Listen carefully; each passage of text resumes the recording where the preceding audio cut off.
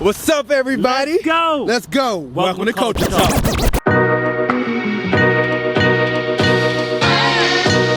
Straight from the top. Yo. What's up, everybody? What's Welcome to Gucci? Culture Talk.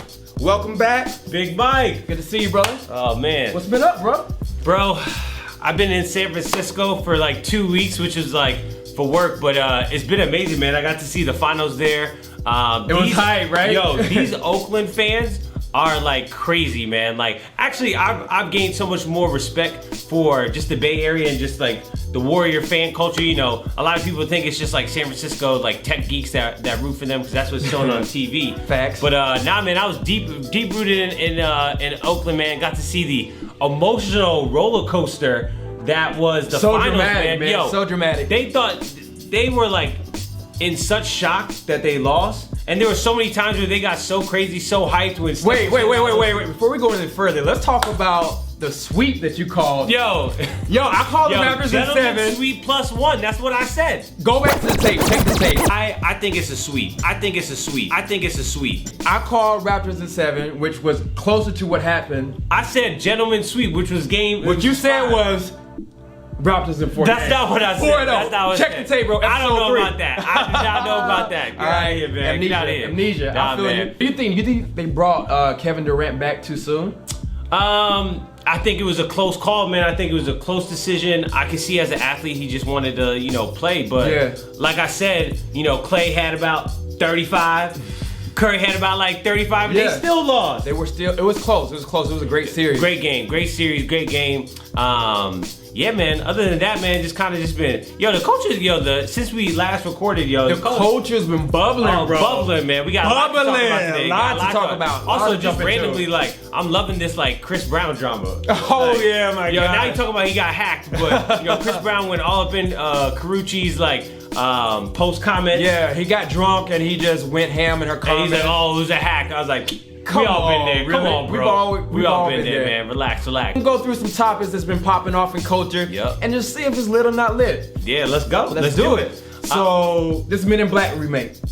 Not lit. Yo, I can't believe this thing was the only commercial I saw in the NBA Finals. Like every single time it was MIB. They've been pushing it so hard. They've been pushing it so hard. Like, we don't want this. It's like literally nobody asked for a Men in Black remake. Yo, leave it in the 90s. Like, let it be. Like, nah. Yeah, I'm with you on this. It's definitely not lit. And now, like, I feel like they're like, oh, it's called Men in Black. That's like too sexist. Let's put like a woman in it. Right, I'm like, right. yo, now it's like weird. Like, how are you gonna like, just Hollywood is on this whole feminist tip. And listen, ladies, I love you, but like, I love it. We didn't need this.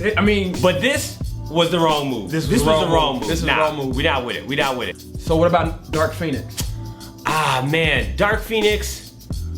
I don't know, man. I'm a big fan of Rotten Tomatoes. It ain't looking so good. It's not. I'm a huge fan of these X-Men. Lit, not lit. Lit, not lit.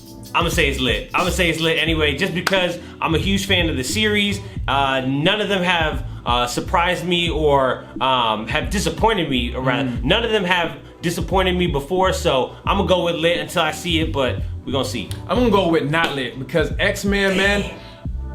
Avengers is getting all the shine right now, but X-Men, they were that cartoon growing up. They really were. I mean, really who were. watched the Avengers growing up as a kid? Nobody. Not I. Yeah. I mean, I was a huge X-Men fan, and like it hasn't been given You remember the the justice. cards? You remember the cards, like the hologram cards, the X-Men? You never did those? No, bro, that's a New York thing. Man, we didn't have that in the South.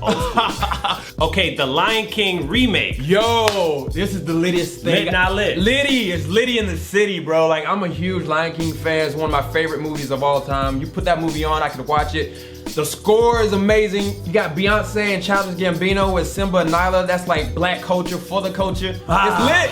It's lit out here. It's litty in the city. Not lit. You're a hater. No. I'm a huge fan of Lion King. Just seeing the trailer, you could tell things that they're trying to hide. Like, it's really weird. They're real animals and they're trying to like talk. It looks too realistic. Think about Jungle Book. They just did this with Jungle Book. Jungle Book was lit though. I didn't like it. It was like a little too real. I'm like, why is this like real bear talking? Like, I don't know. It's funny. I read the comments on one of the trailers and they're like, people getting hyped to go see a Natural Geographic documentary. Yo, bro. Not lit, man. Not lit. I'm not really looking forward to that. Okay, next thing. Kanye interview. I'm gonna let you go first. Lit, not lit. So the Kanye interview just came out on Netflix with the David Letterman interview show. So I think it's lit, bro. And this is why I think Kanye, like, he's a free thinker. And I know he's like one of those celebrities that you feel really strongly about, especially given like his antics as of late. But like, if you watch that interview, man, like some of the things that he says and like the advocacy that he has for mental health, you know, I'm with it. I support like I was tracking with him and when he was describing his plight and some of his like rationale behind some of his actions. So it's lit to me. Yeah, man, it's very interesting. I think the culture is a forgiving one. I think that, you know, Kanye has a lot of cachet with the culture just because he's made so much music. He's been he's a legend. An advocate. Yeah, he's been such an advocate for so many years about just speaking the truth about injustices and things like that. I think it's really interesting. I think it highlighted the mental issues, which the mental health issues that he deals with, which I thought was really interesting. It's a step in the right direction. I don't want to say lit, but it's a step in the right direction where you kind of get to understand kind of what he goes through and the man behind the madness. Yeah. Nah, absolutely. Not. I think not really in tune with the culture anymore. Like I got a sense of they showed his house and just like how he lives and like what he's focused on, and I think he's 100% focused on his art, which is dope. Yeah. I just don't think has people around him who are keeping him really in touch with the culture. So it was a little awkward at times where I was like, clearly, especially when he was going on around about Trump, like he's not really in tune with like a lot of the current events or the current perspectives that are being and conversations that are being had right now. In a lot of ways, Kanye is like the biggest troll because like even though he is like he went off on that rampage and like did some of the most despicable things with that Trump in that White House interview. He said that he didn't vote for Trump, so it's like he doesn't. Yeah, there was like too much like back and forth. Yeah. Like he was again. He has he looks at a lot of topics from such a high level, and he doesn't like to get into the details, right? And so I think he looks at Trump and like sees like, here's this person and like here are the high level things that I love about him, and then when you ask him about little details, he doesn't really get into that. Yo, so the news just came out. We have hip hop's first official billionaire. Yes. Did it for the culture, Jay-Z. Oh, New York, what's up? Oh. Truly the GOAT, man. Yeah, Jay-Z is officially a billionaire. Although, we shit and like celebrate lists like Forbes, but like they gave him his due. The man is a billionaire. I didn't really like it took so long. I think Hov has been a billionaire. In a lot of ways, I feel the same. Yeah. First of all, I'm super proud. Like, obviously, like we should definitely respect that. Yeah. Any entrepreneur in the community, in the culture, who's driven the culture so much, for them to reach that level of success is just like truly amazing. It's amazing to see, man. One thing I didn't like is that they were very, very quick to evaluate like Kylie Jenner's company and like make her billionaire status like last year, where I was like, I'm sure Jay-Z has enough businesses where you could have done the same exact thing. Yeah, but I also think a lot of this is like the information that you give Forbes, right? But interestingly enough, Jay-Z, one of his proteges, Rihanna, is valued as the most or the richest woman in music now. Yeah. So I mean, you can attribute that to the business acumen that he probably shared with her as a protege and as a mentor. No, definitely. And she's accruing wealth. She is, and I think we're gonna see a lot more of this. You notice like Rihanna hasn't even had a hit in like at least a year or two. What was Rihanna's last hit? Anti. That was her last album. I can't even remember. Like 3 years ago. Because I think a lot of these artists are gonna start realizing that my brand value is at this, and even whether I put music out or not, it's gonna stay at this level for a certain given time. And they're thinking to themselves like, how do I capitalize? How do I capitalize? And they're building way more businesses, getting away from I love it, man. It's beautiful to see that the focus for these powerful figures in black culture, their shift is to wealth building. And I mean, it's like Jay-Z and Rihanna, they're like the poster child of that. So hats off to them. No, absolutely. Hats off to them. Rihanna, Jay. Congratulations, all man. Congratulations, man. And hopefully many more. Hopefully many more. Thank you for Beyonce is probably next. Exactly.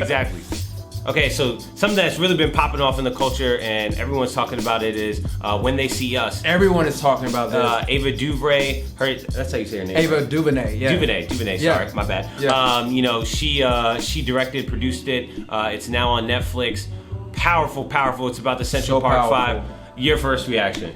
Well, I mean, ever since its debut, it's been the most streamed documentary, or I think just program on Netflix. On Netflix, yep. Most watched since. Which is a testament to its brilliance and its influence. But I watched it's a whole mini series, 4 episodes, and to see it, man, it was moving. Their stories, what's interesting is the same kind of issues that plagued society, particularly in the early 90s, they still resonate today, and that's this presumption of guilt for black men. And the documentary touches on these young teenagers who were essentially blamed for the rape and brutal assault of a jogger in Central Park, and they were wrongly accused. They were railroaded by the prosecutors, and it was hard. It was hard to watch, but I'm glad it was made. It's one of those pieces of art that it kind of like inspires you, and it makes you want to kind of like be involved with the change you want to see. You know, to be honest with you, I'm kind of indifferent. I thought it was hard to watch, but I expected that, and maybe because I'm getting so desensitized to this right now. That's scary to say. It's so scary to say, but it's the truth. I'm getting so desensitized to this because every day I go on Instagram, there's something about injustice that's happening. Unarmed black man shot down police. Yeah, especially in the culture. So like, what makes like great content is like this bit of like suspense, this bit of like what's gonna happen. Man, I knew exactly what was gonna happen from like the first episode because it was just it's already so written, like how we're treated, the tactics that are used. It's so documented now, and I think that. What I love is that it's the culture again. Like it's exactly what me and you spoke about with like Beyonce bringing Homecoming to Netflix, and really like that's not to like surprise us or thrill us. It's really bringing our culture to the world, right? And I think this content is going to be so powerful just on the world stage because when children are involved, it's really going to like tug at the heartstrings.